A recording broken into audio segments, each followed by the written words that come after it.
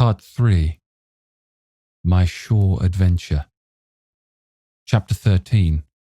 How my shore adventure began. The appearance of the island when I came on deck next morning was altogether changed.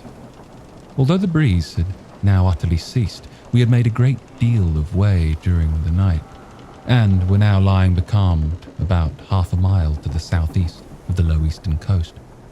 Grey-coloured woods covered a large part of the surface. This even tint was indeed broken up by streaks of yellow sandbreak in the lower lands, and by many tall trees of the pine family outtopping the others, some singly, some in clumps, but the general colouring was uniform and sad. The hills ran up clear above the vegetation in spires of naked rock. All were strangely shaped, and the spyglass, which was by 300 or 400 feet the tallest on the island, was likewise the strangest in configuration, running up sheer from almost every side, and then suddenly cut off at the top like a pedestal to put a statue on. The Hispaniola was rolling scuppers under in the ocean swell. The booms were tearing at the blocks, the rudder was banging to and fro, and the whole ship creaking, groaning and jumping like a manufactory. I had to cling tight to the backstay, and the world turned giddily before my eyes. For though I was a good enough sailor when there was way on, this standing still and being rolled about like a bottle was a thing I never learned to stand without a qualm or so, above all in the morning on an empty stomach. Perhaps it was this, perhaps it was the look of the island, with its grey, melancholy woods and wild stone spires, and the surf that we could both see and hear foaming and thundering on the steep beach. At least, although the sun shone bright and hot, and the shore birds were fishing and crying all around us, and you would have thought anyone would have been glad to get to land after being so long at sea, my heart sank, as the saying is, into my boots, and from that first look onward, I hated the very thought of Treasure Island. We had a dreary morning's work before us, for there was no sign of any wind, and the boats had to be got out and manned, and the ship warped 3 or 4 miles around the corner of the island, and up the narrow passage to the haven behind Skeleton Island. I volunteered for one of the boats, where I had, of course, no business. The heat was sweltering, and the men grumbled fiercely over their work. Anderson was in command of my boat, and instead of keeping the crew in order, he grumbled as loud as the worst.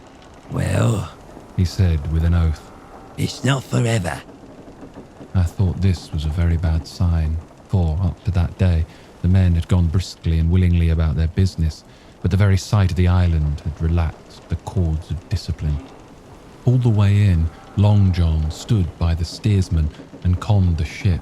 He knew the passage like the palm of his hand, and though the man in the chains got everywhere more water than was down in the chart, John never hesitated once.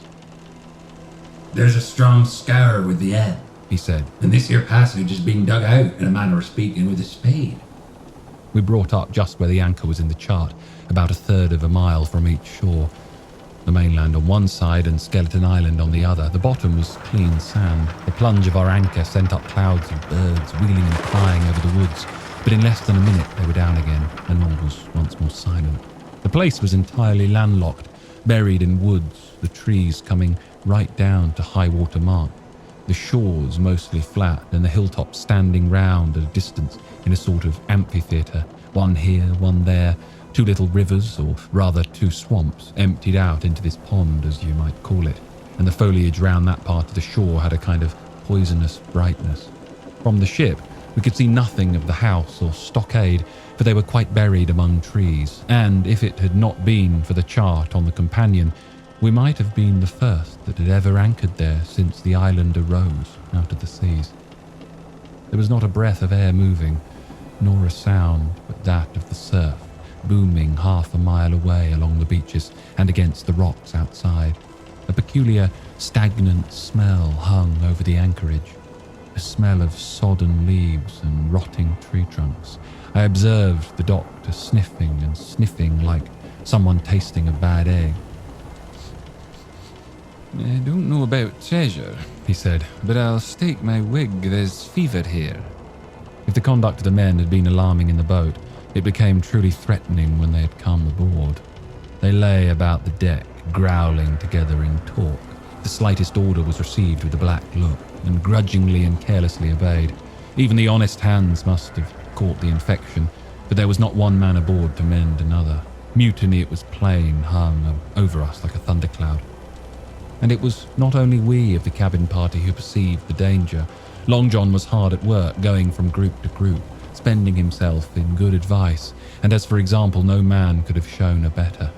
He fairly outstripped himself in willingness and civility. He was all smiles to everyone. If an order were given, John would be on his crutch in an instant, with the cheeriest "Aye, aye, sir," in the world, and when there was nothing else to do, he kept up one song after another as if to conceal the discontent of the rest. Of all the gloomy features of that gloomy afternoon, this obvious anxiety on the part of Long John appeared the worst. We held a council in the cabin. "Sir," said the captain, "if I risk another order, the whole ship'll come about our ears by the run. You see, sir, here it is. I get a rough answer, do I not? Well, if I speak back, Pikes will be going in two shapes.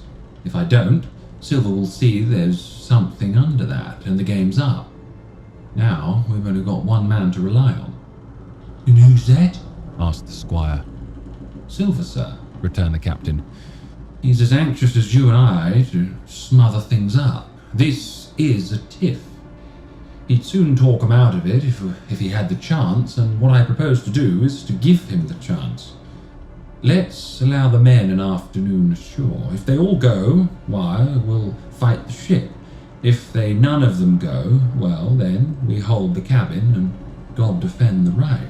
If some go, you mark my words, sir, Silver'll bring 'em aboard again as mild as lambs."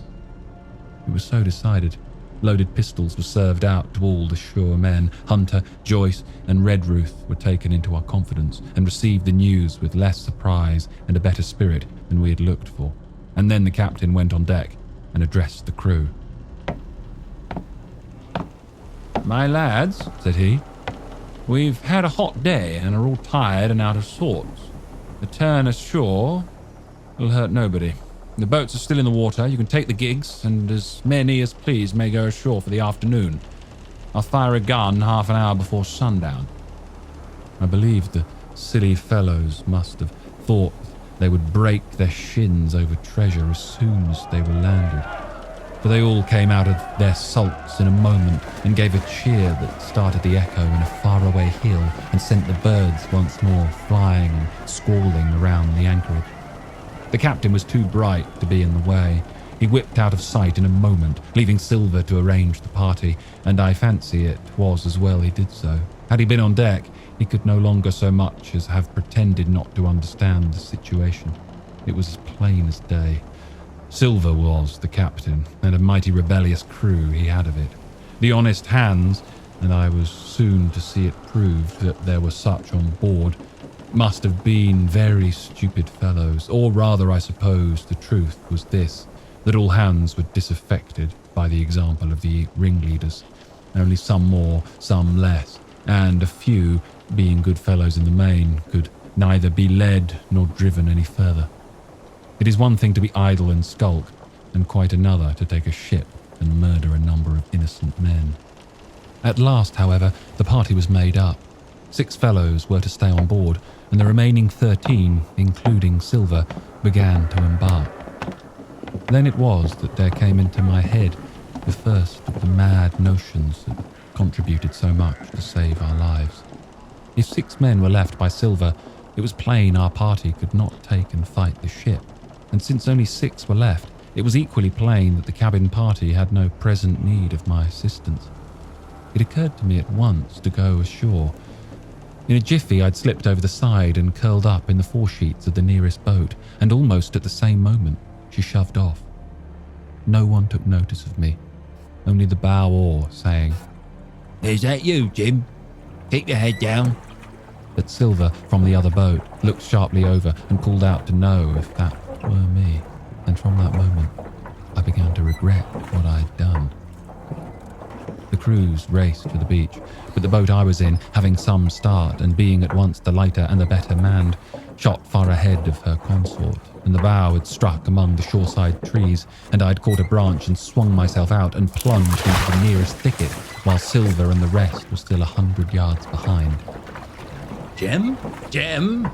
I heard him shouting, but you may suppose I paid no heed. Jumping, ducking and breaking through, I ran straight before my nose till I could run no longer.